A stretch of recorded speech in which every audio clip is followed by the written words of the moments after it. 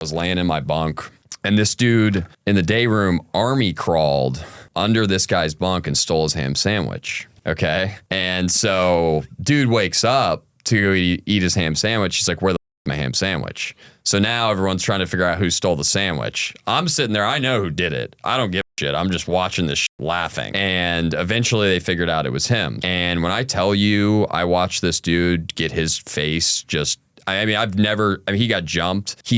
I've never heard a human being make the sound that his body made. He sounded like a dial-up modem.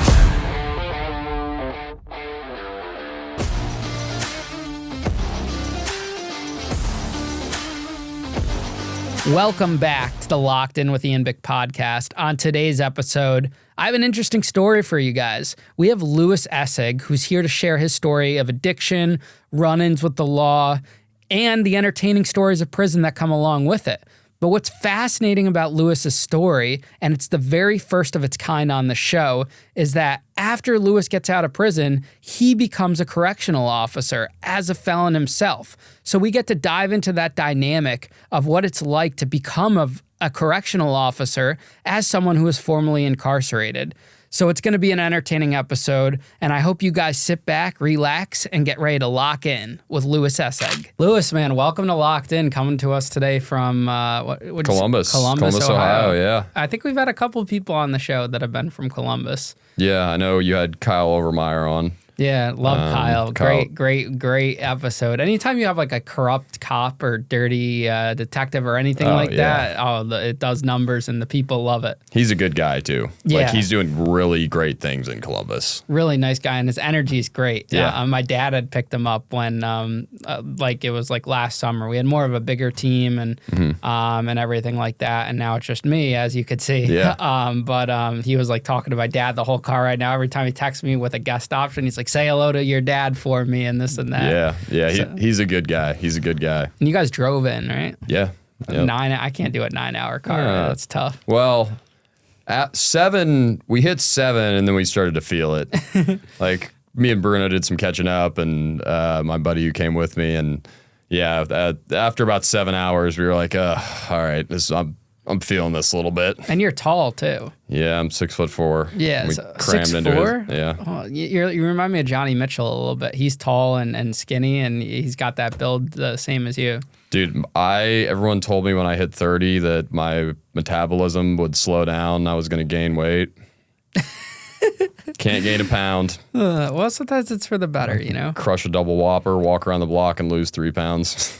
I mean, that's great. I wish I had a metabolism like that. I hear that all the time. I eat one double Whopper and I'm like slumped over and lazy. Like whenever I eat fast food or like sweets and stuff, like it's hard to operate afterwards. Yeah. But everyone's body's different and whatnot. Hey, it is what it is. I'll take it. Are you guys doing anything after this?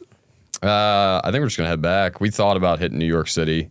Oh, do you pass through there on the way to Ohio? Yeah, we drove, and I know driving through there is brutal, so.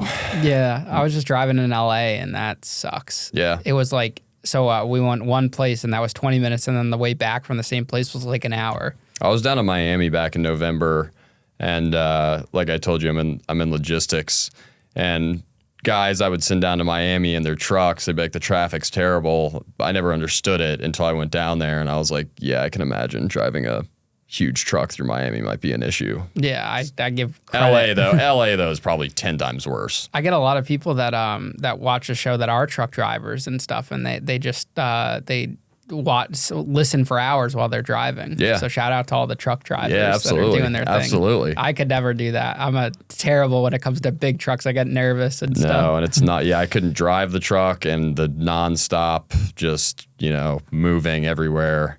Mm-hmm. I couldn't do it either. Absolutely. But Louis, it's a pleasure to have you on, man. Thank you. It's an honor. We've been talking about this for, I think, a couple months now. Yeah. I was checking out your social media today. You're getting into comedy. You have a podcast. What is it called? Get a Grip? It's called Get a Grip Podcast. Essentially what we do is we share stories about, addiction. I'm in recovery. And we try to throw some humor behind it. You know what I mean? Lighten up the mood, raise awareness. I speak in high schools. Which I'm very fortunate to do that. That's one of my favorite things in the world to do. Correctional facilities. I've spoken to parents in suburban communities specifically. I grew up in a suburban community and, ended up homeless, strung out. And, my whole goal is to raise awareness. I'm a part of a nonprofit called Start Talking Grandview Heights, Ohio, where I grew up. And, the whole goal is just to raise awareness within the community that, like, I know you guys think things like this can't happen here, but I'm here to tell you they can. And that's kind of our goal. So that's awesome. It's a lot of fun. It's a lot of fun. So did you grow up in Columbus, Ohio? I did. Born and raised. Yep. What's that like? I mean, Columbus, so I grew up in Grandview, and it's one of those small towns where as a kid growing up there, you're like, oh, I can't wait to get out of here. You know what I mean? It's like, it's so small, there's nothing to do. And I ended up moving back. So now I live back in Grandview. It's funny you say that because I've seen a lot of friends that get out of like Danbury, because we were just talking that Danbury is kind of a similar town to where you grew up, and people go and then they come back years later and they move back. Yeah, it's exactly what happened to me. So I can't wait to get out of here, and then next thing you know, I'm living back there. I love the community. I really do. So. Well, how old were you when you moved out? So, I mean, I moved I didn't really move. I kind of just went to jail a bunch. But we moved to 2008 when the financial crisis hit. My dad got laid off. We ended up selling the house and moving over to the west side of Columbus, which I know you're probably not familiar with, but didn't help my cause at the time. You think with where I was at in made life. It worse? Oh, yeah. Made things much more accessible. What did your parents do for work? So I guess I'll give you a little background about my family. So growing up was like super normal for me. I don't have stories of like wanting or needing for anything, or like hand-me-down clothes, or like, not having food on the table. I always had everything I needed as a kid. What I will say is my mom, she passed away from an overdose 4 years ago. Her father died of cirrhosis of the liver due to alcoholism. Her mother committed suicide. Don't know if that's related to alcoholism necessarily, but certainly mental health. My sister is in recovery now. She's got just over a year. And then, like I said, my dad passed away from cancer 5 months ago. But to answer your question, my dad worked for a debt collection agency, and my mom was just a stay-at-home mom. Yeah. Were you close with your sister growing up? Yeah, I'd say we were close. Once I started getting into the things that didn't really, they were negative. Obviously that always drives a wedge between you and your family. So we were close until I started screwing up, essentially. So it seems like from what you're just describing, a lot of your, like the traumatic things that kind of happened later in life, and that the childhood was on the most part a little normal. Yeah. So like my childhood, Grandview my graduating class was like 92 kids, and we're K through 12. So these kids from, you're best friends with these guys from when they're this tall until you graduate. And for me, like, my childhood was totally normal. Like, I was like the ringleader in the kindergarten circus. I was I was a good runner. I remember we do this thing called the pumpkin run. I placed first place in my my age group. I played football. I was very active as a kid growing up. And I always say the first like introduction or information I was given about drugs and alcohol was DARE.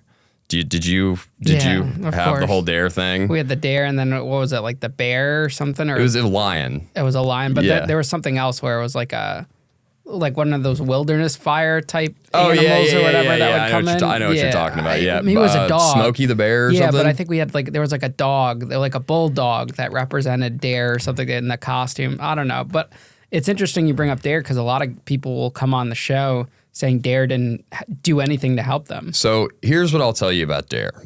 We did DARE in 5th grade. And what I took away from DARE was that if I abused alcohol or I used drugs, it was going to ruin my life and there would be immediate consequences. So in my mind as a kid, I'm thinking, well, as soon as I have a drink or if I smoke some weed or I use a drug, there's going to be immediate consequences, okay? And that's what I took away from Dare as a fifth grader. And so moving into high school, again, you know, you grow up with these kids. My freshman year, I didn't touch a drink or a drug. I made honor roll one time, and you can never take that away from me. That's mine forever. One time honor roll as a freshman. You know, played sports. I ended up playing golf. But I didn't touch a drink or a drug until I was 16, my sophomore year in high school. You know, if I was a kid, and I've said this before, I think the best thing would be having someone like you or having someone that's battled addiction or went to prison come down into the school and say all the fucked up shit you went through. To me, that's a deterrent. Not some thing in a costume who's never experienced drug use. And that's what so initially we did a community event, and I mean, we packed the room. You know, Grandview's so small, and when I made my return to tell my story, like parents showed up who knew me as a kid, just to support me. And we had someone ask a question. They were like, well, when's Louis speaking in the schools? And there were members of the school there, staff members.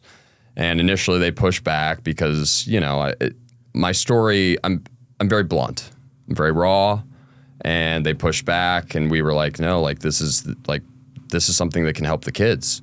And, you know, I was fortunate enough for them to let me in. They actually integrated me into their curriculum, and I speak to the 10th grade biology class. And what they do is I tell my story, and then they teach the science behind addiction. And, you know, I always tell Grandview schools, like, this is groundbreaking. Like, what you're doing is unprecedented. Like, other districts do not do this. And it's awesome that you guys are allowing this to happen, you know?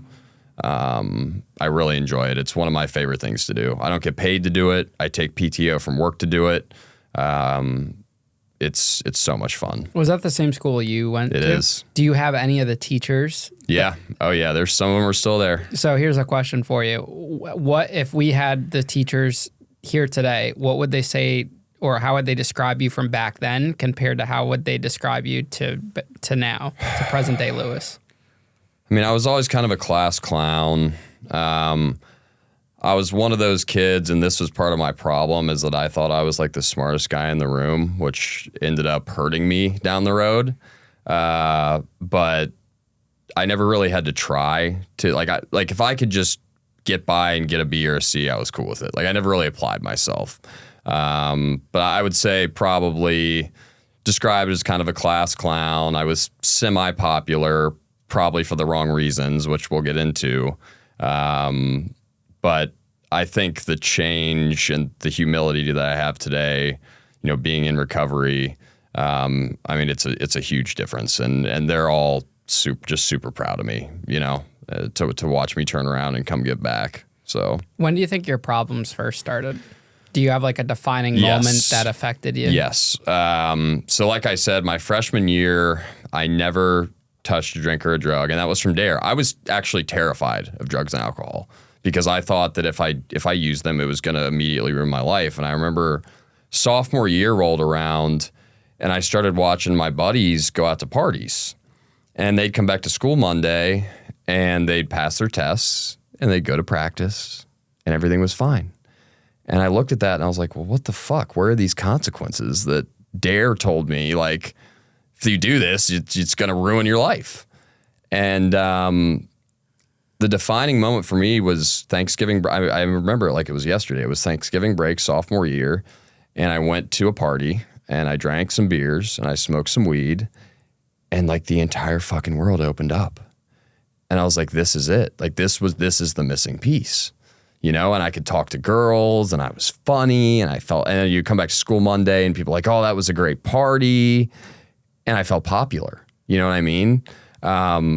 Obviously, as a 16-year-old, I didn't know I was genetically predisposed to addiction. I mean, I just told you, you know, obviously it runs deep in my blood. But that's where it started. And it all revolved around wanting to belong and wanting to fit in, you know? Like there was some piece missing inside of me, and that filled that hole until it didn't. Where do you think that comes from? That emotional want? Does that come from childhood, you know, not feeling enough love? I mean, are you born with that? Does that develop? You know, growing up, like I said, my childhood, as a kid, you don't necessarily peek behind the curtain. You don't know what's going on behind the scenes with your parents. You're just growing up. And my dad, I always describe it like this. Like, my dad was like the engine, right? So I'm like a 1997 Honda Civic, right? My dad's the engine, and that thing can run for 300,000 miles. My mom's side of the tree is completely fucked up. So this Honda Accord with this engine that can run for 300,000 miles, it's got a bunch of dents in the fucking car.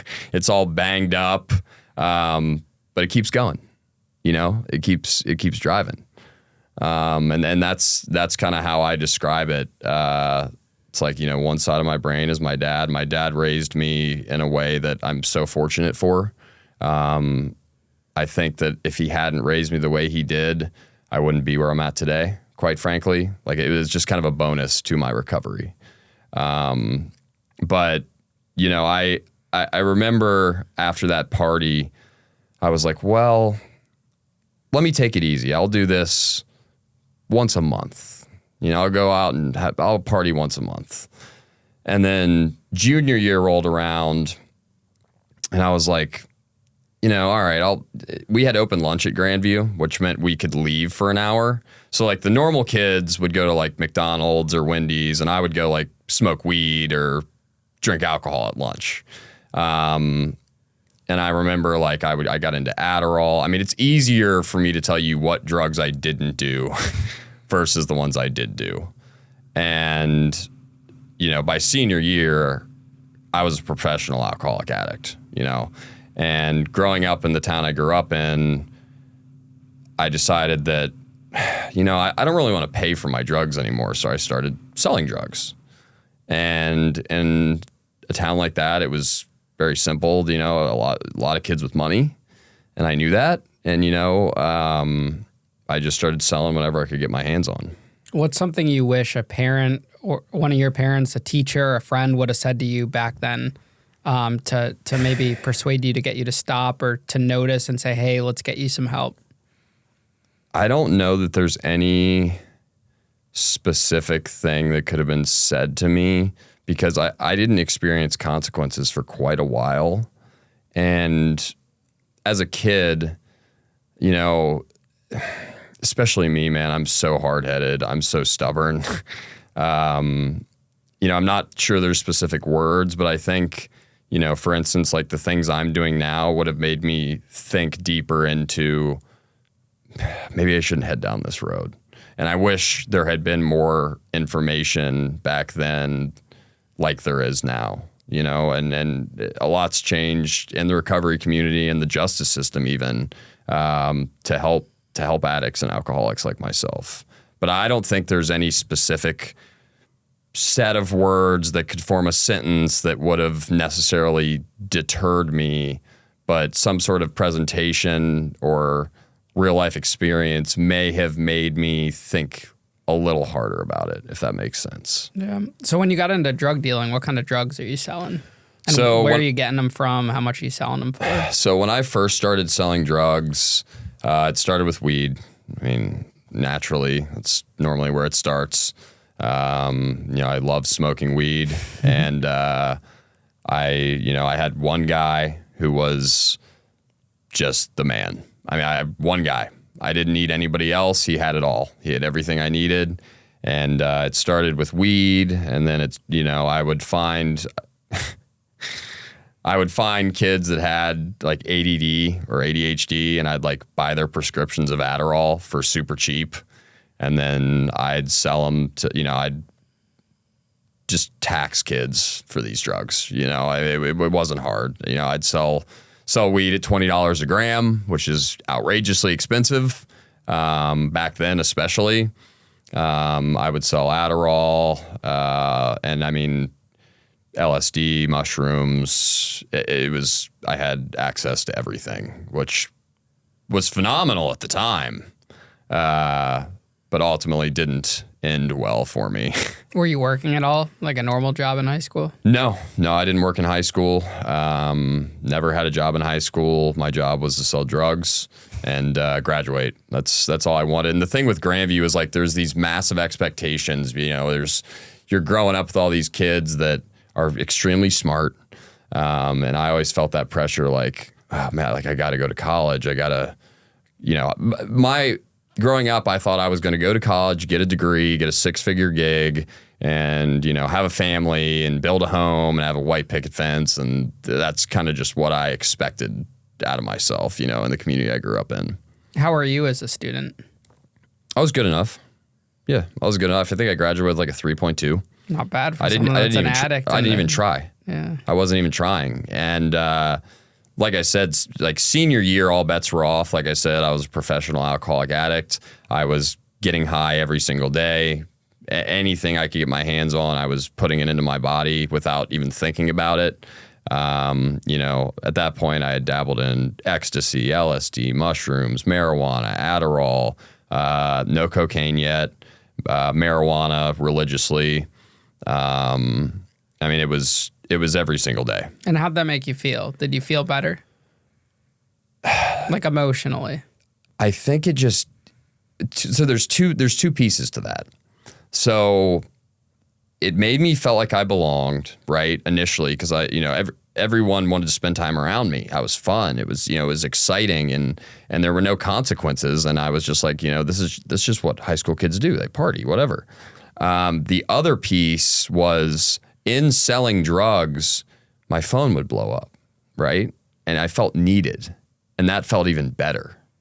To like be in a position where I felt like people needed me made me feel good, which I'm sure you can understand. Like it made me feel, I don't know, popular, good. It feels good when people need you. I don't know. It was for the wrong reasons, but it felt good. And I think everyone can relate to that in one way or another, whether it's relationships or the feeling of wanting to be wanted or anything. Yeah. We all want that. We all want to be loved and needed. Yeah, absolutely. And so by the time, I applied at one college, one university. I applied at Ohio University because I knew A, my grades were good enough to get in, and B, they had a dope Halloween party. I swear to God, that is the only reason I applied to that school, because I knew they were a party. It was the only school I applied to. This is Ohio State? OU, Ohio University down in Athens. That's different than Ohio State? Yes. Ohio State's a good school, right? Oh, yeah. But yeah. I don't know that my 3.2 would have got me into Ohio State. Because they have like a good nursing program there, right? I think. Yeah. Yeah, my cousin, I think, went there. Yeah, OSU it's a very good university. I don't think my grades were good enough to get in. I didn't even bother applying. I just applied to the party school because I was like, I'll just go down there and do the same shit I'm doing up here. Yeah. Did you have a major going into it? Yeah, computer science. Okay. Yeah, we were talking before. I told you I used to build like gaming PCs and stuff. Why computer science back then? I don't know, dude. I was always a technology guy. I was a complete nerd. Like I always loved, poking around with computers, learning new stuff, gaming, all that. And it just kind of made sense. I didn't really know what I was going to do. I just knew I liked computers, and the word computer was in the major. So I was like, yeah, I'll just major in computer science. Do you think that is a problem in today's world? Like do you think that someone should be sitting you down and talking about what you should major and putting a little bit more insight rather? I just feel like we see so many people that are like, let me get a business major, let me do this. And it's such a vague major, and people are wasting all of this money. I mean, I'll tell you this, my current job, I went in, the logistics gig I'm at now, prior to working post jail where I worked at, which we'll get into, but hiring class of 13 people. I was the only one without a degree, and I was the only one with a felony. And so I remember we sat down at lunch and everyone was like, yeah, my name's Billy. I graduated from Michigan State. And my name's Corey, and I went to Penn State, and I went to OSU. And I was like, yeah, I'm Louis. I dropped out, and I got 2 felonies. good to meet you. You're hired. Yeah, good to meet you. So I was like sitting there at lunch like, oh my God, like I am quite different than these people. Or at least that's what I felt like. I'm not, you know what I mean? But because of everything on paper, people just look at you differently because of your background. I think eventually it'll be an asset. Because it's 100% an asset. You look at someone as long as if they were able to overcome addiction or mental health struggles or prison, that's a tough motherfucker. Yeah. I want that person in my corner all day. Anybody in recovery that I've met, they are the hardest working motherfuckers I've ever met in my life. Yeah. Because they have a chip on their shoulder and they feel like they have something to prove. And once you get out of that, you never want to go back. I think that the questions on job applications shouldn't be whether or not you have a felony. It should be like maybe whether or not you're currently active in crime or currently using. Yeah, I agree. Not about the past, because the past doesn't matter. It's the present. Yeah, no, 100%. And, for me, it's always like once I get to the interview and I can, show people Louis before they see the background, that normally helps. But there's still barriers that comes with having a record. And I'm actually getting my stuff expunged here in May, which is going to be really, I have a buddy, I grew up with a friend, and my friend's dad is a big attorney in Columbus, and he's going to take care of that for me. And he reached out to me and was like, you want me to expunge your stuff? I was like, yes. Like, that's awesome. I can't imagine not checking the box, like to just not be a criminal anymore. Well, when you get big on social media from your comedy clips, then you won't have to do that ever again. I hope so. I hope so. Yeah, and it's funny you brought that up because we're talking about the past and not judging someone. We've been sitting here for almost a half hour now, and we haven't even got into the jail or the real drug use. Let's dive in. No, but what I'm saying is that people just got to know the real you. Like they got to understand who you are and where you came from, which is awesome, and it's a big factor of this show and platform. Yeah. People get to know the person before they come out and say, yeah, I'm Louis and I went to jail or this and that, because then people are already forming an opinion. Yep. Now we're getting into it and people have an opinion, but it's not biased against that. Correct. Yeah. So I like that aspect. That's awesome. That's awesome. Because that's what the news doesn't do. I know. They're very quick to come out with all the negative shit. Oh, trust me, dude. The first time I got arrested, it was plastered all over the Tri-Village News, which is like the local news in Columbus. Like, oh, heroin found on Louis Essig and da-da-da. I read that article. Yeah. That's a fantastic story. But at least you were at the kind of the bottom of the article. They didn't. Yeah, I know. They didn't plug you in at the top. They put the other two guys. Yeah. So, did you make it through college? So one part I haven't mentioned. So that summer between my senior year of high school and my freshman year of college, I graduated in 2009. So it's been a while. 15 years. Doesn't feel like it, but it's been 15 years. And I remember I went to my guy to re-up, get whatever I needed. And he was like, yo, like, can you move oxys? And I was like, I mean, yeah, probably. I don't see why that would be an issue. And he turned me on to Oxycontin. And this is back when Purdue, like the original Oxycontin, before Purdue got pressed down on, they changed the formula. This is when they were cheap. The pill mills in Florida were cranking. And I remember he gave me like a bunch of Oxy 80s and a bunch of, 30s. And, I got home and I was like, well, I got to see what this is all about before before I sell it. And I remember I snorted a line of Oxycontin and I was like, this is it. Like this takes me out of myself completely. It was perfect. I loved it. And I picked up an Oxycontin habit immediately. And I had the resources and the money at the time from selling drugs to just do it every day. Now, how are you snorting Oxy? You chop it up? Yeah, I mean, it's like a pill, right? Yeah, so back in the day, it used to be you'd get like a hose clamp and you could like shave it down. What do you mean? What's a hose clamp? You get it like a hardware store, and you could just take the pill and it would shave it perfectly into like fine powder. And you do 20 milligrams, just do a little line. And that's better than swallowing it? Oh, yeah. Okay. Oh, yeah. Much more effective. Did you learn that on your own or did someone tell you? I knew because I was snorting Adderall too. So like I knew that like that was the way to ingest drugs. You know what I mean? At that time. And it escalated much further from that. But so that summer, 3 months, I mean, I was doing Oxycontin every day as an 18-year-old. And quite frankly, I didn't even know that, I could become physically dependent on it because I hadn't seen any consequences. And I'm like, I'm going to college. Everything's good. And I got down to OU. And, I went with my buddy Bruno, who films our stuff. And we went down there together. And I got down to OU. And I all of a sudden, I wasn't the big man anymore. You know what I mean? Like, I was well known in Grandview. And I was needed and wanted and felt like I belonged. And I got down to OU. And all those feelings came back. And it was like, shit, like I'm nobody now. And I got through, they were quarterly back then. They weren't semesters. And I got through 2 quarters. And what I would do is through those 2 quarters is I would attend class Monday through Friday. Then my girlfriend at the time would pick me up. I'd come back to Columbus. I'd re-up, get what I needed because I was, I needed the drugs. And then I'd come back, go to school, do the same thing. I did it for 2 quarters. Every single weekend I'd leave, go back to Columbus. And then eventually I sold my dad some bullshit story about how I was going to come back home and go to Columbus State and transfer to OSU. I knew that wasn't going to happen. You know what I mean?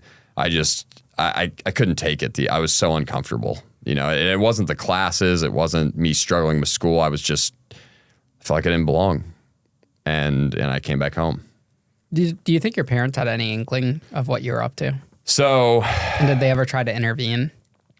My dad was drafted into Vietnam. So he was very much pull yourself up by your bootstraps kind of guy. Gentle but firm when he raised me. But I think for him, he didn't know about the pills. He didn't know about he just thought I was partying like a regular, like college kids do. And my mom was, she was prescribed Oxycontin for quite some time. And, she was an active alcoholic and addict for quite a while, but it was not, they knew, but I don't think they realized how bad it was, if that makes sense. Yeah. Do you wish that they intervened and tried to stop it? It wouldn't have stopped me. It wouldn't have stopped you? No. What would have stopped you?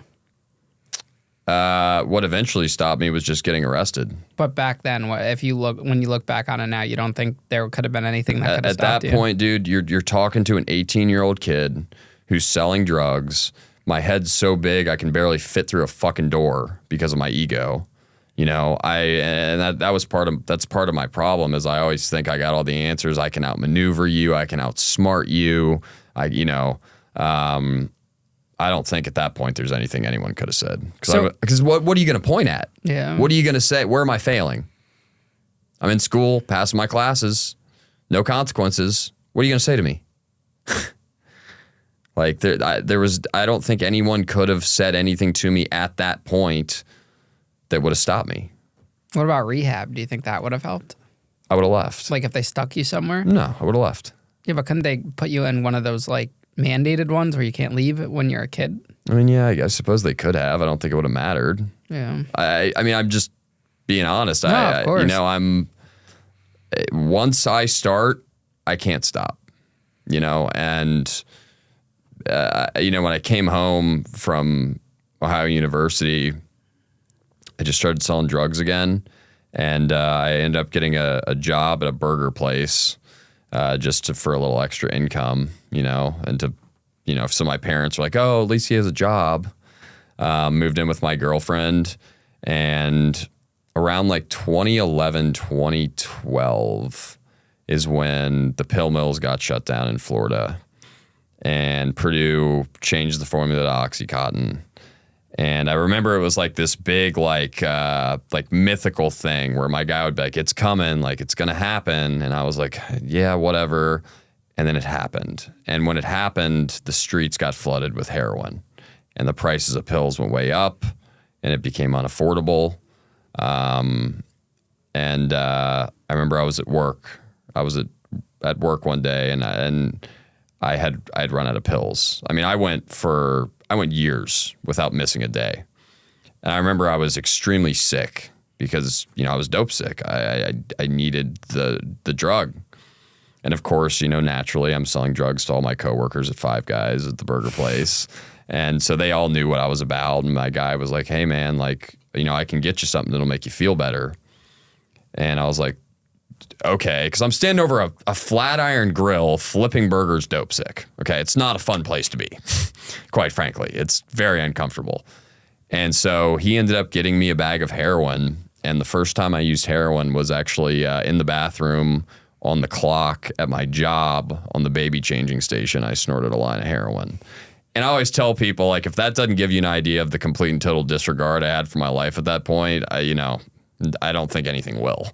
Because normal people don't do that shit, you know? Thinking back, it's insane.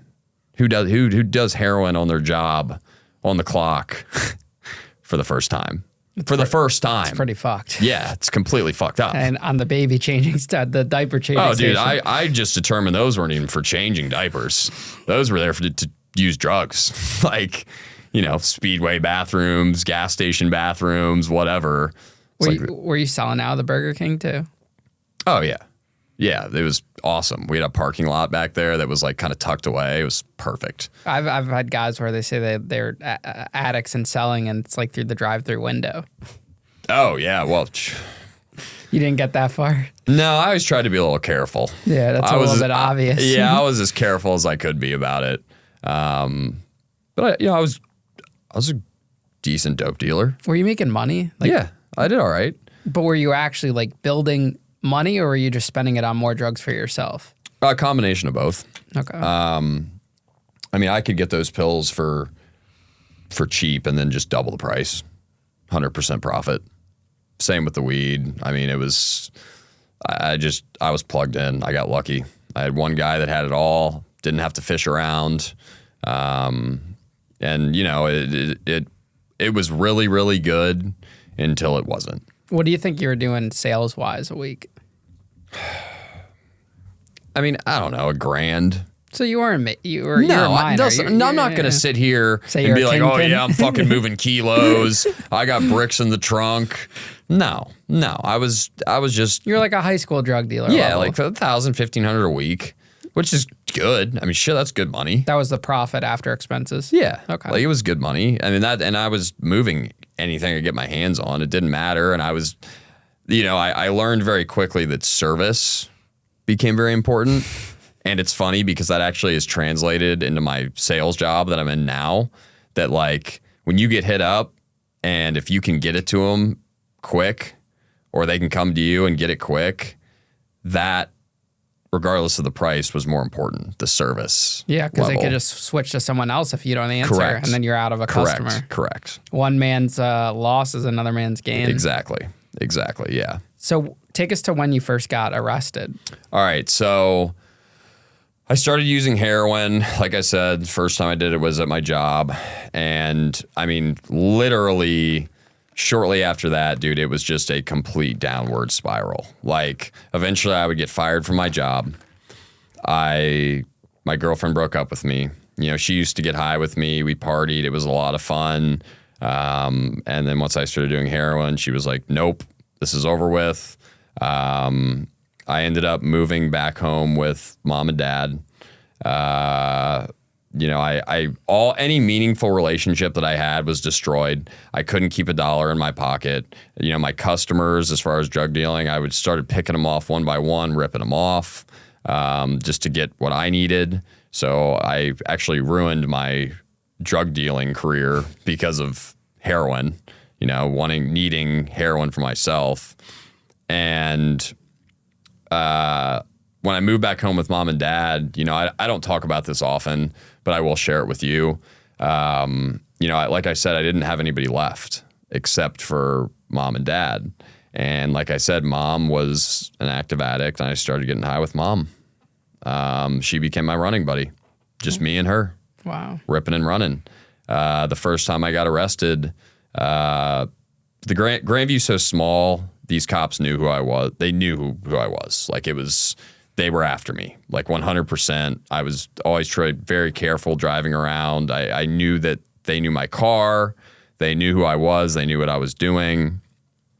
And I was going to score one day, and it was wintertime, and I pull out. I had my car running on the street. I pull out, I get to the stop sign, and I see a Grandview cop sitting right here. So I hang a left because I'm like, all right, if I hang a left and drive towards him, he's going to have to make a U-turn, which will give me time, hopefully, to get around the block, get back home to my driveway, because I knew he was going to pull me over. And my mom was with me. I ended up getting arrested for eluding. It was a misdemeanor eluding charge. I drove like 4 blocks. I don't know why I did it, but I drove like 4 blocks. And I remember one of the cops came up and was like, you know, because they called my dad, and everybody knew my dad. And he was like, yo, like, we can take this to mayor's court. Like, we don't got to arrest him. And the one cop was like, no, he's going down to the county. I was like, all right, whatever. So I'm in the back of this cop car going down to county jail, and I'm like running my mouth because I know it's a misdemeanor. It's my first charge. So I'm getting an OR. I'm getting released on my own recognizance. That was my mindset. So I'm talking all this shit. Like, yeah, you know, I'll be out tomorrow. So whatever, buddy. We get down there, they book me in, and it was wintertime. I had a coat on, and I had this coat that had this like zipper here where I would put things. So they book me in, and I'm getting booked in on a misdemeanor, and they start searching my clothes, and they pull a fucking bag of dope out. And as you know, A, that's a felony drug possession charge, and B, because I'm in a jail, it turned into conveyance. So I got charged with F3 conveyance and F5 possession. This is what the article is based on? Yes. Okay. And I swear to God, this is true. The article you read where I said it was brown sugar, I swear to God it was brown sugar. Because what I'd do is I'd like sell fake dope to people and shit. And I forgot that was even in my coat. And trust me, if it was real dope, I wouldn't have forgotten it was there. Wait, so I've never seen dope before in real life. It looks like brown sugar. Well, yeah, like some of it was powder, and then there was like black tar, but the powder, you know, it kind of does. Or I'd like cut it down with brown sugar or something. So I'm like, they pull this out, and I'm like, no, it's brown sugar. It's brown sugar. And I remember one of the deputies was like, yeah, that's what I put on my oatmeal. And I'm sitting there like, oh my God, I look like such an idiot right now. Like, this is so ridiculous and embarrassing. But that was the truth. But unfortunately, when they tested it, that bag did have heroin in it. So it tested positive for heroin. Don't they test the drug itself, though? I don't, buddy. All I know is they charged me with it. So, which was a felony, and that was your first ever arrest and felony. Yeah, and it was an F5 possession, F3 conveyance. So I'm sitting there, you know, the way I grew up and the privilege and the opportunity I had, I'm sitting down in county like, what the fuck? How am I sitting here with 2 felonies now? Yeah. Like, this is, it was startling to me. I'd never experienced jail. I never thought I'd end up there. Did you get a bond, or were you stuck there for a little bit? No, they dismissed my felonies for future indictment, and I ended up getting out pretty quickly. I think that was the one time that Dad bailed me out of jail. Okay. So what do you mean dismissed for a future indictment? Like that they give you the option to charge you? So, yeah, they dismiss it for future indictment, and essentially it goes to like the grand jury, and then eventually they decide if they're going to actually indict you on the charges. Those didn't come back for quite some time. After that first jail visit, I mean, I don't know if you're familiar with the workhouse down in Franklin County. It is one of the worst jails in the country. It is 24/7 lockdown. You do not leave your tank. You do not go outside. You do not smell fresh air. You do not go to the gym. You do not you are literally 24/7 lockdown. Like, it is a terrible county jail. Sounds like jail. Yeah, no, I mean it was awful. And after that first arrest, I mean, the floodgates just opened up. And I hear that all the time too. Like, yeah, after the first one, you just get, you know, they come in threes or whatever. And so, you know, naturally, I was so deep into it at that point, and I had eventually switched over to IV drug use. So I started shooting cocaine, heroin, crack, meth. I mean, you name it, I was loading it up in a needle, and I was to the point where, you know, I mentioned how I snorted heroin the first time. I got to a point where in my mind, if I was not shooting drugs, I was wasting them. That's how I looked at it. And I mean, dude, it was just in and out. I'd go for a month. I'd go for a couple weeks. I started like committing, little petty crimes. I'd do shoplifting and breaking into cars and stuff like that. So I'd get tagged with misdemeanors here and there, do a month, do 2 months, do 3 months, do a couple days, whatever. And it revolving door, dude, just in and out. And it became normal. What was your go-to store for shoplifting? Walmart never caught me. Meyer caught me once. What, smuggling out like a ham or something? So no. So I actually had a guy who bought Legos off me. I like somehow connected with this guy who would like go to toy conventions and set up a stand and sell toys. And so he would be like, yo, I need XYZ. And I'd go into Meyer and load up Legos in my fucking coat. And I remember I'd hit the same Meyer like every day. And I went in there one day and the loss prevention guy finally got me at the door. He goes, I've seen you in here before and I knew what you were doing, but I was never able to catch you in the act. And I remembered your Denver Broncos coat. So he knew who I was and he pulled me back there and I was like, hey, I mean, you did your job better than me today. What do you want me to say? And it, like I said, dude, the jail thing became normal. Like once you learn the etiquette and how it operates, it is what irregular. Yeah, no, yeah. Whatever. It's occupational hazard. What was the most interesting thing you learned about jail during your stays? Oh God. I mean, dude, I have so many just ridiculous stories about what I've seen in that place. It's, respect is very important in jail. Minding your own business, very important in jail. I remember one of the most ridiculous things I ever saw, and I enjoyed the entertainment that came with the fights and the ridiculous shit that would go on people would do. But I remember one day there was this guy, and Franklin County is always overcrowded. So there's never enough bunks for everyone. So there's people sleeping in the day room, like on mats on concrete. And I remember everyone was asleep one day and I was laying in my bunk. And this dude in the day room army crawled under this guy's bunk and stole his ham sandwich. Okay. And so dude wakes up to go eat his ham sandwich. He's like, where the fuck's my ham sandwich? So now everyone's trying to figure out who stole the sandwich. I'm sitting there. I know who did it. I don't give a shit. I'm just watching this shit laughing. And eventually they figured out it was him. So he goes during lunch one day, the guards come to drop off lunch and he taps out of the tank. And tapping out of the tank is like, yo, get me the fuck out of here. I'm about to get my ass beat, essentially. That's what we called it, tapping out. You pound on the door. Come get me, Dap, come get me. But he didn't do that. When they came for lunch, he just walked out and was like, yo, you got to get me out of here. He told him he was suicidal, which naturally they take him to an ISO cell, put him in the turtle suit. And they ended up 3 days later bringing him back to our tank. He didn't think that was going to happen.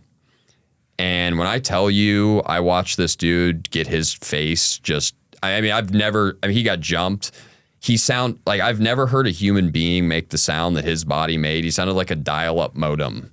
Like a 50, you remember dial-up modems? Yeah. Like his body was, like he was making noises I've never heard before. And I just watched this guy get his ass beat over a ham sandwich. And it was just, dude, I've seen guys come in and, they'll pull their papers, find out what they're there for. If they're there for sex offenses, they just get their asses beat, or they'll just harass them. And like, I remember they'd make them do like sit-ups and jumping jacks. And when he would stop, they'd hit him with body shots and punch on him. And, I did the best I could to avoid stuff like that. Like naturally, I ended up in multiple fights. Look at me. I'm skinny. And people try you and you either get out there or you don't. And if you don't get out there, it's not good. You didn't have any advantages because you were tall? Like my reach helped. Okay. My reach helped. I won a couple. I lost more than I won. I'm surprised people would even fuck with you though, because you're kind of tall and bigger. Yeah, but you got to understand, every time I go to jail, I'd be detoxing. So I'm automatically a mark. You come in and you're dope sick, and guys are like, yo, let me get that tray. You know what I mean? Or like, here's a honey bun, let me get your tray. Because I couldn't eat. When you're going through withdrawals, you don't have an appetite. And, you know, so guys would be like, oh, let me get your tray. I'm like, no, fuck off. No, you're not taking my shit. And if there's a problem, whatever. And if I win the fight or lose the fight, so be it. But yeah, people did fuck with me. And it was only because I was dope sick, and it just made you a mark. Yeah, you would see a lot of addicts, even when they had access to drugs in jail, that would sell their tray for like 2 or 3 fish pouches or commissaries so they could go buy a cigarette. Or guys would literally give up a meal. Correct. Because they had no money coming from the street just so they could get high or smoke a cigarette. Yeah. Oh, yeah. Oh, I saw it all the time. Isn't that crazy? You'd rather go without eating just so you could get the fix? I mean, dude, the disease is, it's centered in the mind. And, again, dude, like for me, I put a drink or a drug in my body, I have no off button. So do you think that drugs are the issue, or is it the mind and that development of wanting those drugs in the first place that are the issue? Drugs and alcohol are the solution to alcoholism. That's how I see it. And, that fixed the problem, right? That fixed the problem. But ultimately, once I got sober, I realized I had a lot of hard work to do. And then that took some time, dude. Like I was in and out. And then eventually I got a DUI. I passed out. Actually, I'll tell you the whole story. It was a good day for me. Let me tell you about a good day for Louis when he was at the bottom. Okay. So I had money for a hotel room, which was awesome. Well, like a Motel 6? Yeah, no, it was actually a Days Inn. It's a piece of crap hotel. I had money for McDonald's. I had money for cigarettes. I had my drugs of choice, multiple drugs of choice. And it was me, my buddy, and my mom just getting high in this hotel room. And for some reason, I decided that I wanted to go get some snacks. Let's make it better. I'll go grab some snacks. So I get in the car, and I'm blasted. I mean, I'm completely torn up. I'm, destroyed. And I go to get these snacks. I remember checking out at a Kroger, getting a box of Cinnamon Toast Crunch, and then I woke up in the hospital. And apparently I had passed out in the middle of an intersection. Officer obviously saw it. I was taken to the hospital, and I remember I didn't leave the drugs in the hotel because I knew if I did that, I'd come back and they might be gone. So I wanted to bring them with me. And I remember I woke up in the hospital, my dad was there, and I grabbed my wallet and I was like, fuck, because the drugs weren't in my wallet anymore. Mm-hmm. And so I got charged with a DUI. I got charged with 2 more felony possession charges, which also were dismissed for future indictment, but I got them put on probation for the DUI. So in a small town like this, you really are like a piece of shit. Like people know you. Yes. Yeah. 100%. That's why small towns suck. Oh, dude, it got to the point where it was like parents would be like, yes, don't hang out with Louis. Like I think if I got arrested in like New York City or like a big city, it wouldn't have had the same effect. No. But because it's a small town, everyone's talking about it, the local newspapers publishing it. Yep. Like a case like mine probably wouldn't even got picked up in like a city paper in the city. Yeah. It's crazy how they have those effects, and it could do a lot of mental health damage to that. Yeah, dude. I mean, everyone knew who I was. Everyone knew what I was doing. I got put on probation for that DUI. And I remember, obviously, when you get put on probation, you have to piss in a cup. And you have to piss clean. And I remember I bought a bag of dope like 5 days before I had to go pee. And I stayed sober through those. It was white knuckle. It was awful. But I had my bag of dope ready so that after I pissed clean, I'd come home and get high. I pissed clean the first time. I came home, I got high. I mentioned I don't have an off button, and I picked back up, started using, and I couldn't stop. And naturally, when it came time to go piss again, I was like, I'm just not going to show up because I'm going to light this cup up like a Christmas tree, you know? And at that point, I mean, things were so bad that Dad had had enough, you know? And he was like, you just get the fuck out. And you know, you asked me earlier, is there anything that someone could have said or done? That was huge that he did that to protect himself. It was like, you got to go, get out. And I ended up homeless. And you know, I didn't wake up one day and say, you know, when I grow up, I want to be a junkie. You know, that was not in the cards for me. I never saw that coming. And, you know, I was okay with it. I had no responsibilities. I didn't have to answer to anyone. As long as I could eat, get my dope, I was cool. That sounds crazy. Yeah. But that's what it was. How old are you when you became homeless? I want to say 23, 24. I ended up, so my dad kicked me out. There was a church that was nearby where we lived. And I knew that if I went to a church, they would give me food, they might give me money, they might give me clothes. Because, I mean, you know, in my mind as a manipulator in an active addiction, naturally I'm going to go somewhere where I know I can get something. I want to take something from you. And I knew that they're church people, you know, they're religious, they're very helpful, they want to help people like me. And I ended up going to this church. I got a sleeping bag. They fed me. They gave me some cash. And I was like, cool, right on, perfect. I found this nice wooded area, kind of close to where my dad's condo was and where my mom lived. And I laid down that night in the woods and fell asleep in that sleeping bag. I didn't have a tent, nothing covering me. And I woke up at like 2, 3 in the morning and it was pouring down rain. I just remember pulling that sleeping bag over my head, dude, and just laying there like, how the fuck did you end up in this place? Like, you know, I told you how I grew up and how I was raised and the privilege and the opportunities I had. And there I was, homeless in a fucking sleeping bag, strung out. Like, and most people would be like, certainly that was your bottom. That was not the bottom. It was the start of the bottom. It was like, you know, I was like here, but my bottom, I sunk further. I didn't, you know, I never thought I'd end up homeless, dude, let alone shooting heroin, sticking a needle in my arm. Like, I didn't see it. And there I was. How long were you homeless for? I was homeless for probably about a month. When I violated that misdemeanor probation, they did indict me on all 4 of the felonies.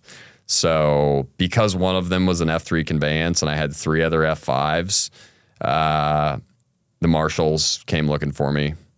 I remember one day I was walking down this road, you know, going to go where I panhandle. I used to fly signs, or I'd go up to guys at gas stations and be like, hey, can I wash your windows for $5 or whatever the case? Most of the people would be like, here's $5, just get the fuck away from me. Like, you know what I mean? But I was walking down the road one day and I remember this, like, it's like a Mazda sedan, just like a regular car pulled up, but it had like limo tint windows. And I knew what it was. I knew it was them. And they hopped out. And I was never one to resist or argue because the consequences were the consequences. I knew the game. I was in the game. That's what I call it. It was the game. I was in the game. And they hopped out. They arrested me, got me on the felonies, and back to jail I went, which no big deal. Big, you know, you sit there in the holding cell getting booked in. You're like, all right, time to go into bid mode. You know, get ready. And I sat for 5 months that time. Wow. Which, you know, everything I heard from people in there that had been to prison were like, I would fucking much rather be in prison than in this place for 6 months. Yeah, they like, make it bad. I'd rather do 2 fucking years in prison than this crap. Yeah. Like, it was awful. That's how they get people to plead out. Yeah. Yeah, dude. Exactly. Yeah. They continue you. They continue it. And you're sitting there and you're just like, fuck this. Get me out of here. And I went to court. And I remember the judge told me, she said, you know, Mr. Essig, these are your first felonies, so we're probably going to do probation. And if you violate probation, I am going to send you to prison for the maximum amount of time I can. And I went back to that holding cell behind the courtroom, and I sat there, and I was like, fuck. You know, I was like, I'm fucked, because I knew that I was going to violate. And for the first time ever, I asked for help. And my public defender, you know, he came back, and I was like, listen, buddy, I was like, can we go like rehab, or is there like some kind of other option here to get me out of this? And he ended up getting me in this like special docket drug court program, which got me out from under that judge who was going to send me to prison. I was going to violate. There was no question about it. And I knew that. I knew I was going to prison if I took paper, you know, if I took probation. And I ended up in this drug court program. That was like a diverted prosecution type program? Yeah, it wasn't even in lieu of. So it wasn't even like, oh, if you complete it, we'll drop your felonies. It was like, no, you're convicted, but you're still doing this drug court thing. And I remember they gave me this like pamphlet for this drug court program.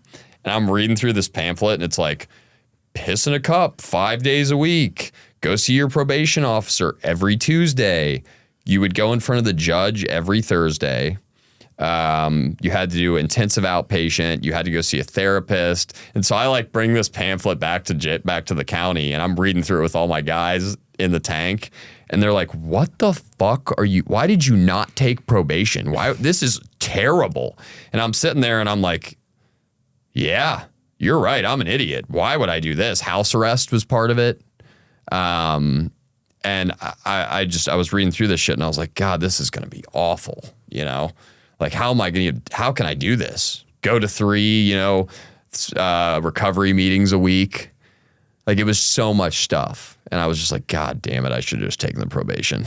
But you did it. I did it. So do you think prison was your breaking point mentally in your mind? Like, you made it through homelessness, addiction, all of this, but for some reason, that idea of a long prison stay was what did it for you to get clean? I think that helped, but ultimately, like, I don't know, man. I always say that I was like passively suicidal.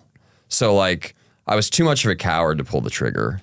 I wanted to get clean, but I didn't know how. And you know, we describe that as the jumping off point. And so like if I had overdosed or got hit by a bus or like got shot, so be it. No big deal. I'm ready to go. I was too much a coward to do it myself. And yeah, that threat that judge made, it sparked something. It at least got me to ask for help.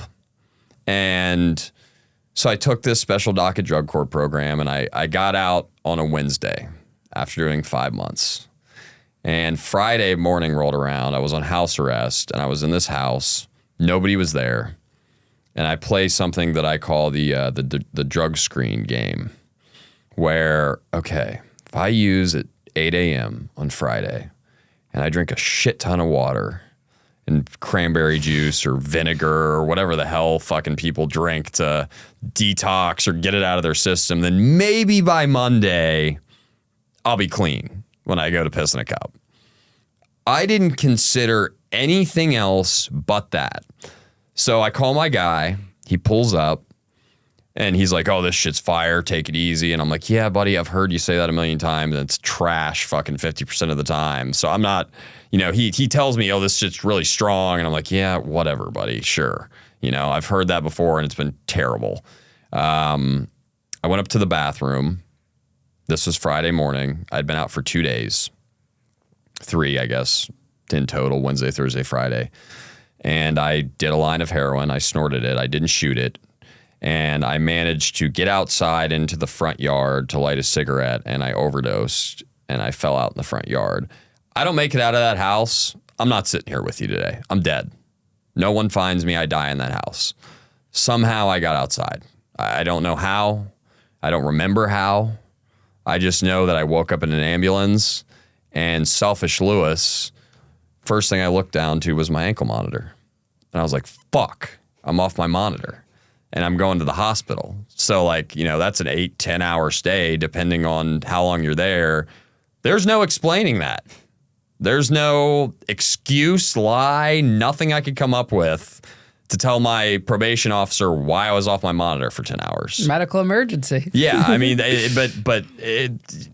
there was nothing I could do to get out of it. Like, I knew I was screwed. So Monday rolled around, and I decided I was going to just tell the truth, which I hadn't done.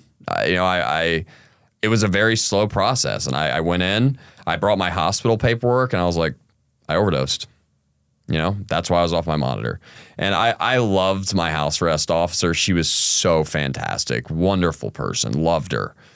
And I remember she was like, okay, Louis, well, you just go sit out in the lobby and let me get with the judge and we'll figure out what we're going to do. She comes out like 45 minutes later. She's like, we're going to go down to the 4th floor now. And the 4th floor is probation. The 5th floor is house arrest and the drug test lab. And we got in the elevator and she wouldn't look at me in the eye.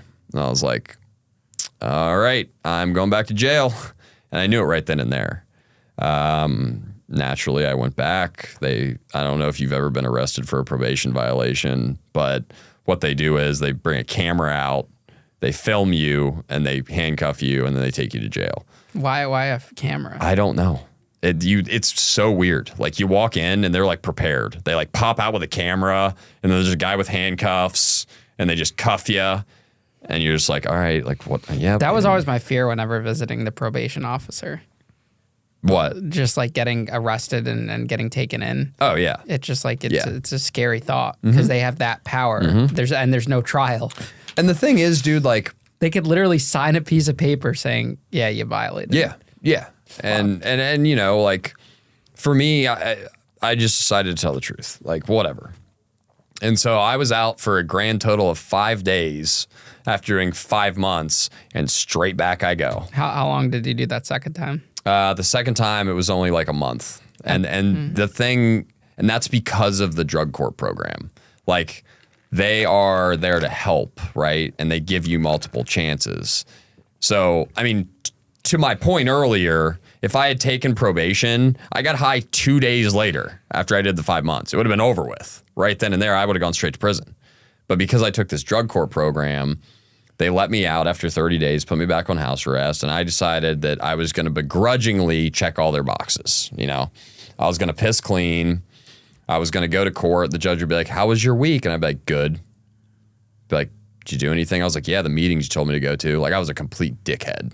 Like, I was begrudgingly doing everything. I'd go to recovery meetings. I'd sit in the corner and look angry so no one would talk to me. Like, I didn't listen. I didn't pay attention. But I strung 6 months together. And, you can never discount physical sobriety, but there's so much more to recovery than just not putting drugs and alcohol in my body. And so I strung 6 months together. And my life did get better. You know what I mean? Like, I maintained a job, and but I was still just a complete asshole because I wasn't working any kind of program, Yeah.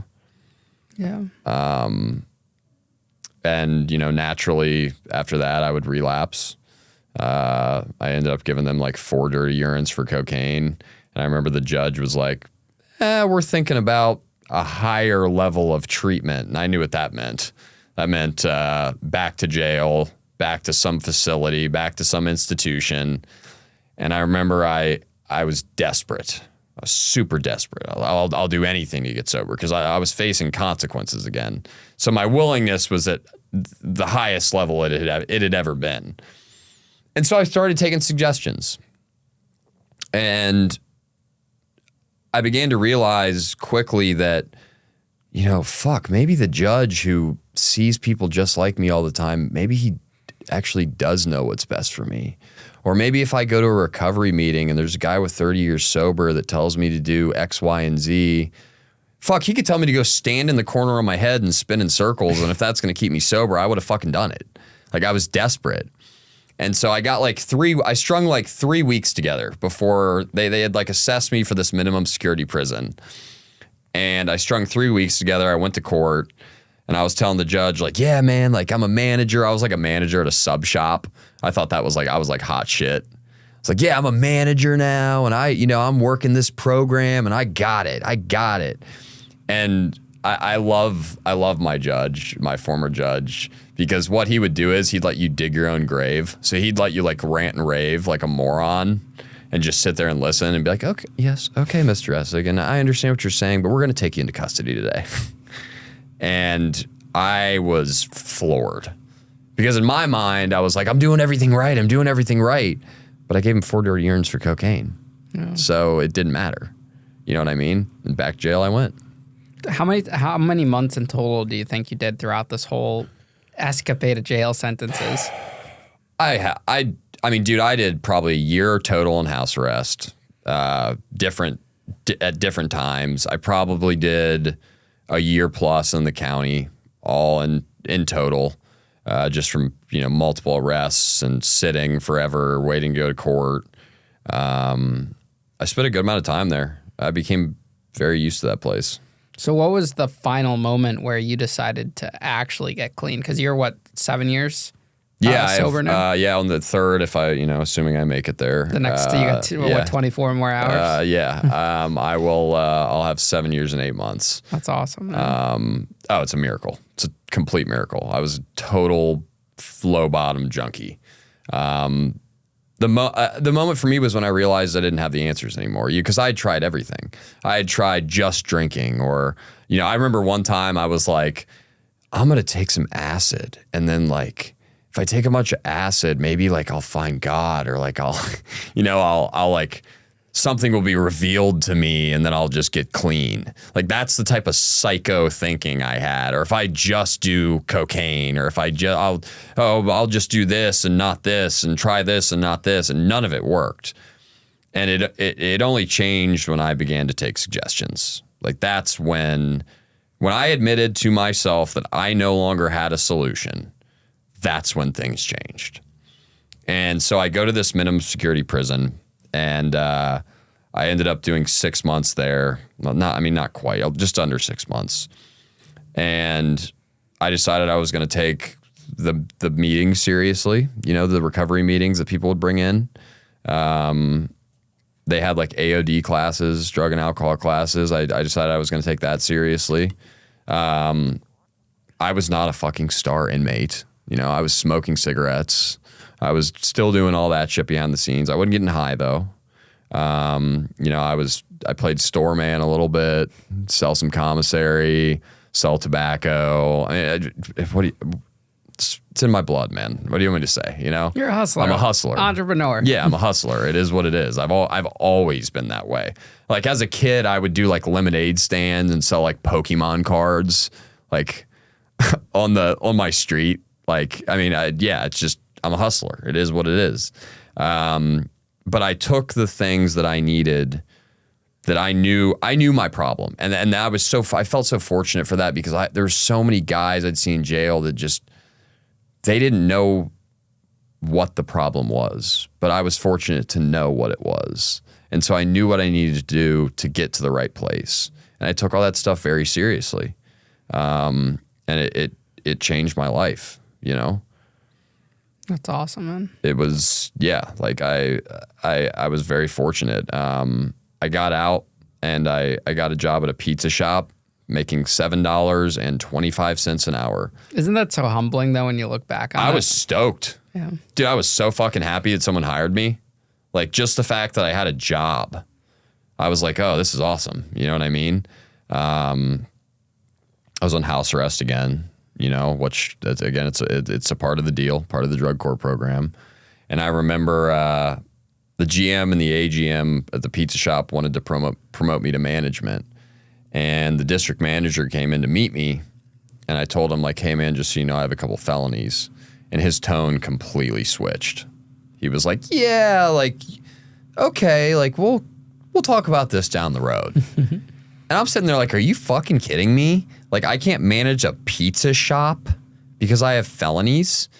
And dude, those barriers just kept coming up, And I don't know if you dealt with it, but I ran into so many barriers because of that. It was absurd. I couldn't believe it. And I was taking my recovery seriously, and it was all right, well, you don't want me, on to the next, and that's how I approached it. That's the right attitude right there. Yeah. If you're going to tell me I can't manage a pizza shop because of my felonies later, Yeah, if someone doesn't see you for who you are as a person in the present, then fuck them. Yeah, no, It might be a temporary loss for you because you need that in the moment. Like every opportunity I didn't get at the time where I thought I wanted it the most turned out to be a blessing. And that's what always got me into trouble financially when I was making decisions, was because I thought that was the end of the world. So if I didn't do it, so like if I needed money to pay a bill, I'd go to the casino, which would get me in trouble because I wasn't supposed to go out of state. But had I just been patient and waited and looked at it as, okay, you know, this is the universe telling me it's not my time for that moment, just wait it out, I would have been so good. So now, if someone doesn't want to work with me or someone doesn't want to do this or that, okay, it's not my time for that. It's not meant to be. Life continues on. And what I've realized is life comes full circle. Oh, dude, yeah. The people that shut you out and burn a bridge with you will eventually need you at some point or want something, or it'll come around. Everything comes full circle. Yeah, yeah. And it's funny, man, because like I've dealt with tragedy in my sobriety, and I've also had wonderful times. And if I look back at everything, like you just said, it's all perfect. I mean, even the terrible shit, you know, there's a lesson in everything. And I look back at the past 7 years and 8 months, and it happened perfectly. Like it did come full circle. And, you know, so I ended up leaving Donato's. I was like, fuck you. You know, you don't want to make me a fucking manager. Fuck off. So I mean, straight up. And I got into hospitality. I ended up working at a hotel, and I started bussing tables at a fine dining restaurant. And, you know, at this time, I had finally found a place that would rent to me. I mean, dude, finding people that will rent to felons is fucking brutal. I ended up in a Section 8 housing, like, community, facility, whatever, that overlooked my felonies. And I mean, it was a complete piece of crap apartment, like roaches, you know, everyone around me Section 8, but I'm paying rent to stay there. But I didn't give a shit because it was like, okay, well, I have a place to live now, you know, and then I bought a car, and, you know, that was a big deal for me. But once I started bussing tables in fine dining and realized, like, you know, I'm a bit of a salesman, I can talk. I was like, well, maybe I can just work in fine dining. You know, maybe that's what I'm going to do. And I ended up staying at the hotel doing hospitality, and I got into fine dining. I eventually jumped from that restaurant to a different restaurant and became a server. And around the time COVID hit, well, prior to COVID, I started speaking in the community, and actually the judge who sentenced me to that minimum security prison, I sat on a panel with him. And we spoke together. That was huge for me. I went to his courtroom. I said, hey, are you willing to do this with me? He said, yeah, absolutely. And it's so funny, man, because like people in jail, like, oh, fuck this judge or fuck this probation officer. It's like, well, A, they have a job to do. You know what I mean? And B, they're actually there to help if you choose to reach out to them for help. You know, a lot of people just overlook the fact that, I mean, they're supposed to be resources. But instead, the attitude is like, oh, fuck him. He sent me to prison. And I decided I was going to use them as resources, you know? And so I started sitting on panels with him, speaking in the community, this, that, and the other. And then 2020 came when COVID hit. And I remember I walked into the restaurant that night, and I was the server, like the number one guy. I was the guy that if we were weeded, the GM would be like, Louis, grab these 2 tables. Like, you're the best. Grab these 2 tables. Take care of this. Take care of this. We walked in Sunday night, and the governor closed restaurants. I was fucking terrified, dude. Like, I'd lost my job. And, you know, as a felon, I was like, well, what the fuck do I do? Like, what I didn't know what to do. It's scary. Like, what if I lose my place? What if I can't pay my rent? What if I can't make my car payment? And I just got this bright idea. I was just like, well, let me go back to the judge. And I asked him if he could get me a job, like with the county, like, you know, working for a drug court program or something. And then I was like, well, what if I could go back to that jail, that minimum security prison I was at, and work there? He's like, I'll write you a reference letter. And he did. And I went and I applied, and they hired me. And I ended up working at the minimum security prison that I was locked up at. What were you doing there? So I started out as a CO. They let you work as a CO with felonies? It's the facility. It is labeled as a minimum security prison, and prior to COVID, they would like let you do work release. It's a different kind of facility, but it is a minimum security prison. But after COVID, no one left. So it's just prison at that point. Like everyone's there, they're doing their time. There's no work release. There's no nothing. And I started as a CO, and I actually was a CO on the unit that I used to live on. Talk about life coming full circle. Oh, dude, when I walked through the first time, like I was like, this is fucking insane. Like how I didn't plan that. You know what I mean? It wasn't like, oh, I'm going to come back and work here one day. Like that never even crossed my mind. And yeah, I started as a CO, and it's interesting, man, because to be on the other side of the fence and watch these guys and the selfishness, dude, of some of the people in prison getting on the phone, put money on my books. I need money on my books. I need money on my books. Like yelling at their girls and, worried that they're out doing something they shouldn't be doing. And, observing that, it's like, that was me, bro. Like I was that selfish piece of shit that just got on the phone and was like, I need money. I need money. I need money. And to observe that from a different standpoint was really eye-opening for me. Like it changed the way I looked at things. From there, I got promoted. I ended up, I was in shift operations is what they called it. And essentially my role was to oversee the entire facility as a whole and do security. So when fights would break out, I'm security. I'm the guy running in to break up the fight, which I fucking loved, dude. Like when I would hear Code Red get called over the radio, I was like, fuck yeah.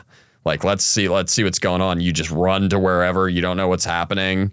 And that adrenaline rush was so much fun for me. Like, I really enjoyed it. And then I got promoted again, and I can confidently say that I am the first former inmate to ever reach leadership at that facility. I don't know if that will ever happen again, but as it stands today, I am the first former inmate to reach leadership at that facility, and they made me incredible. They made me the supervisor on the unit I used to live on. So now I'm managing the COs and the entire unit. Did you get respect from the COs? I got respect all the way across the board. Even from the inmates, everyone? Oh, dude. Was anyone trying you at all? Like trying to see if you could become corrupt at all? So no. Because here's the thing, like, I always said that me being incarcerated was better training than they could have ever given me. So like, you go through your training, you watch your little training videos about how, oh yeah, inmate's gonna, try to get you to bring in tobacco. And it's like, I mean, give me a fucking break. I know the game. I'm not doing that shit. Like this is my livelihood. Like this is my job. I'm taking it seriously. But no, I was never tried in that regard. And 90% of the guys, once they found out that I was them, I mean, I always told them, I was like, I'm you. Like, I know I have a radio and keys and I'm a cop. I mean, look, I have a fucking cop haircut. But like, once they found out that I was just like them, the amount of respect I got, I mean, dude, that unit was run so smooth. Like, and if guys would do dumb shit, I'd call them out on it. Like, what are you doing? You know what I mean? And they respected that. I wonder if that's like the long-term way to go with the criminal justice system. I know they're doing that with like peer recovery, hiring former addicts into jails, and it's not on the federal level, but it's on the state level. Mm-hmm. They're hiring into jails. I wonder if that's like the long-term way of thinking. I mean, there when I was there was a guy who did the job I ended up doing. He's a probation officer now. He was arrested for, he actually tried to take a cop's gun and do suicide by cop. He lived, and he ended up working there and moved up into probation. He actually just got a pardon from the governor in the state of Ohio. He's having me on for some film he's doing, but I remember interactions with him when I was locked up, and he never told me, but I could tell he got it, you know?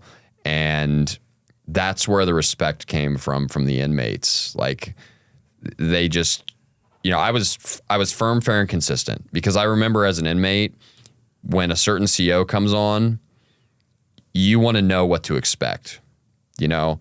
And so when I was on my shift, I was firm, I was fair, I was consistent. And that was really important. You know, I wrote people up. I wrote a lot of people up, but they knew if Louis was writing you up, it wasn't for some bullshit. Like, you fucked up. And ultimately, my goal was to make the culture on that unit where 90% of the inmates were trying to do things positive, and the guys who were behaving negatively were the minority, and they would get called out for it. And that was always my goal. And I got to have interactions, one-on-one interactions with the inmates, and talk to them and help them. I loved it. I loved it. And I was very, very good at it. You know, I could de-escalate very well. I'm not big, but, you know, when I'd run under the unit during a fight, all I had to do was do. And they were just like, oh, it's Louis. You know, that's my guy. How did it make you feel when you were like locking the doors on someone, to know that you were in that same spot not too long ago? One of the craziest experiences I had, or eye-opening experiences, was there was a guy who I was locked up with there that came back. And I remember he came into intake and he saw me and he was like, "You work here?" I was like, "Yeah, I work here." And he ended up trying to jump the fucking fence. And the way that facility worked is, if you get terminated, you break rules, whatever, you go back to jail, you know, parole violation, and then they ship you to a higher security prison. And I actually had to cuff that guy up, and parole came and picked him up. And he told me as I was cuffing him, he's like, "Lou, if it wasn't you, I'd be turning the fuck up right now. Like, I'd be showing out." And that's the kind of respect I earned, dude. It was, I was able to change the culture in that place. And I hope that every facility, every rehab, every institution moves in that direction, because it works. Absolutely. You know? Why'd you end up leaving that job? So, a couple of reasons. First one, I would become very emotionally attached to some of the inmates, because naturally I would get close to them, and they'd get out and they'd die, and they'd get out and they'd die, and they'd get out and they'd die. And there was this one gentleman who I caught him smoking. And again, I'm firm, fair, consistent. I'm not letting you off. I caught you. Face the consequences. And the way that facility worked is you could have your out date pushed back for stuff like that. And so he got his out date pushed back a week.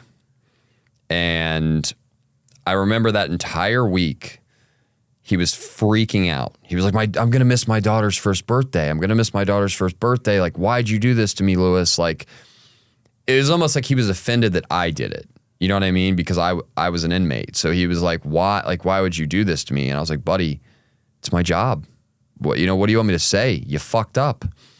And so that entire week, he's flipping out. You know, missing my daughter's first birthday. He gets out. 3 days later, he overdoses and dies. He will never get to see his daughter again. He will never get to see another birthday. And stuff like that, dude, just, it hurt.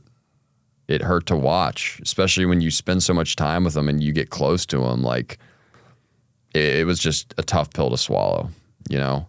And, you know, I eventually left. That was a big reason for why I left. It's just hard to watch, man. And, you know, eventually I just decided I could bring recovery meetings back in there for free and just try to help people that way. But I couldn't stand watching these guys die. It was hard. Yeah, because that could have very well been you. Yeah, it should have been me. I should have died 10 times over, dude. I mean, I've had guns put to my head. I remember one time.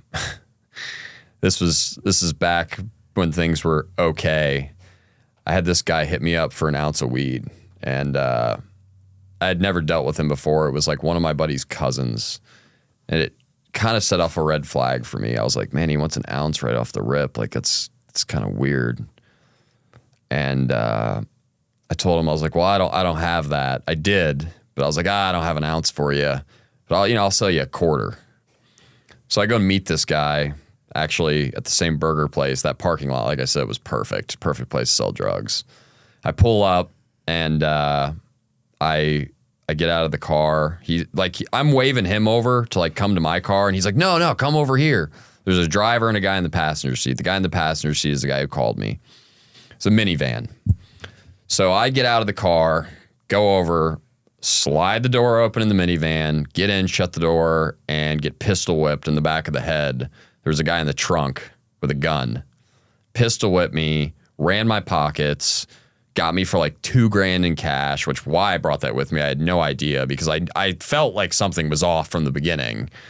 You know, took everything, took my car, ran through my car, drove it around the block, dropped it back off, and they just threw me out of the car. I mean, yeah, dude, I should have died numerous times. Like, I've had guns put to my head 3 or 4 times. Wow. Just, yeah. Fortunately, nobody pulled the trigger.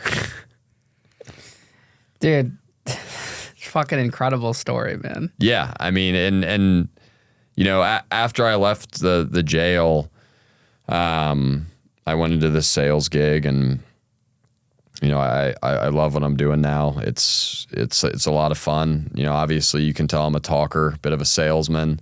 That's good. Good trait to have. Oh, dude. You're comfortable, you know? Yeah, everything I went through, like all that life experience translated into me being a great salesman. And that'll carry over into, I know you're getting into social media and whatnot. That'll help. Yeah. And I mean, it's not, you know, the social media thing is fantastic. And our podcast, you know, Get a Grip podcast, my nickname always was Louis Grip.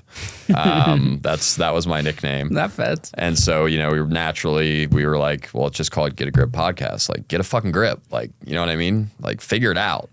And, you know, so we're trying to do something that is, you know, we can raise awareness. We can share stories, crazy stories of our adventures, our quests out there as addicts, and bring some humor to it, bring some light to it. Like, it's, you know, people in recovery laugh at that stuff now. Like, we can laugh at it. It's funny now.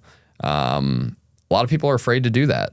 You know, a lot of people are afraid to come out and say, you know, this is what I did. This is what happened. You know, they want to hide it. I own it. It is what it is, man. It's my story, you know, and I'm here today.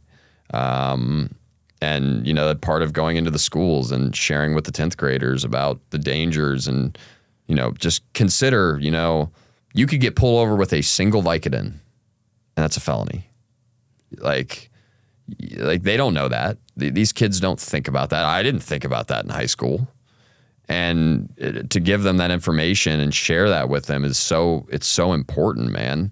And I want to reach the world. I want the message to spread past Columbus, Ohio, past Grandview. You know, I'm still going to be very involved in the community, but I want to get the message out to everybody. It's so important, you know. I didn't think I'd be sitting here with you. I didn't think I would be either a year ago. Yeah. I had no idea I was starting a podcast. Yeah. But, you know, life has a funny way of bringing you to exactly where you're supposed to be. And the things that you think are the worst end up being the best thing that could ever happen to you. Yeah. Yeah. And like I said, dude, everything, you know, I mean, watching my mom get rolled out, her dead body on a stretcher that day when she overdosed, like, I didn't drink or use over it. You know, and in a weird way, when she passed away, it was an easier pill to swallow than when my dad died of cancer, because I understood why she passed away, because I knew the disease so well. And I know that it's jails, institutions, or death. I know those are the options. And I can't wave a magic wand over anyone and get them sober. You know what I mean? I tried to help her. I tried, you know, and she passed away. You know, she didn't make it. It is what it is. And then when my dad died of cancer, man, like, I'm not gonna lie, I was rough, you know, because he watched me, my mom, my sister go through addiction, just destroy our entire lives, and then for him to get hit with cancer on the back end of it, it was just like, dude, what the fuck, man, and that was tough for me, but yet again, I didn't have to drink or use over it. What advice would you give your teenage self if you could go back in time and sit down with your teenage self? God, that's a really good question. And I would probably talk to myself the same way I'm talking to you today, honestly. I would be completely honest and blunt and, you know, Louis, you know, you're predisposed to this disease and, you know, you're smart, you're a smart kid, you're capable of anything. You know, I always heard that. I always heard the word fucking potential. You just drive me fucking insane. Oh, you have so much potential. You have so much potential, you know, and, you know, I would tell myself that you do have potential and you're capable of anything, you know, and don't go down that road. You know, I would explain it the exact same way I'm explaining it to you. Louis, thank you for coming on the show today, man. It was an honor to talk to you today and listen to your incredible story, man. You've come so far and you have so much more to go and a journey ahead of you. Yeah. No, I mean, I appreciate you having me on, man. I mean, just to come onto a platform any way I can and share the message is so important. And, you know, to be sitting with someone who's experienced some of the things I've experienced, you know, and share that with them it's awesome. Like it's what you're doing is fantastic. You know, my pleasure, dude. Like absolutely. It's an honor to be here. Seriously. Thank you, man. It means a lot. And just for you to allow me to come on and spread the message further, is special to me. Yeah, so my doors are open to anyone that wants to share their story. That's what we're all about. We're for the little guys. Yeah. So we're going to keep doing that and keep getting it out there.